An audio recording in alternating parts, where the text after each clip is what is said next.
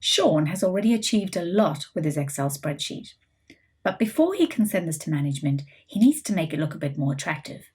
In this week, we're going to be focusing on the tools that allow us to make our worksheets look more professional. Most of these tools are located on the Home tab of the ribbon, and we're going to start in this video with looking at the group called the Font Tools. Now, first of all, this heading doesn't look much like a heading, so we'd like to make it look a bit better. Before you can actually apply any formatting, you must select the cell or cells that need to change. So I'm going to click on the heading and I'm going to come up to my font tools. And the first thing I'd like to do is change the font. By default in Excel, it is Calibri, which is actually very readable. But I'm going to click the drop down and have a look at what else is on offer. As I hover over the different fonts, you will notice I'm getting a live preview in my worksheet.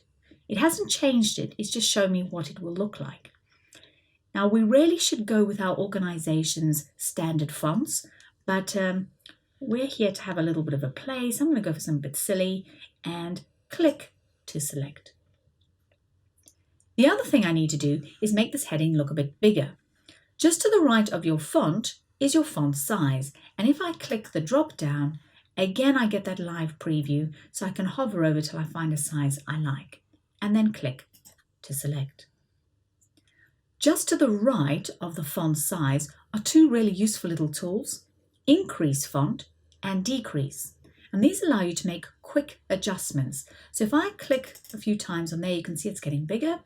And if I click a few times on there, it gets smaller. So our heading is now looking a lot better. What about our column headings though? They need some help. So this time I'm going to select the entire row. And I'm now going to look at the tools in the bottom row of my font group. Now I think these would stand out a bit better if they were bold. So I'm going to click on bold, and of course it does what it says. If I wanted to turn that off again, so if I didn't want them to be bold, I just click back onto the bold and it's off. So it's a bit of an on-off switch. Let's leave that set to on. In a similar way, I can also change my font to italics. So one click and it's now italics.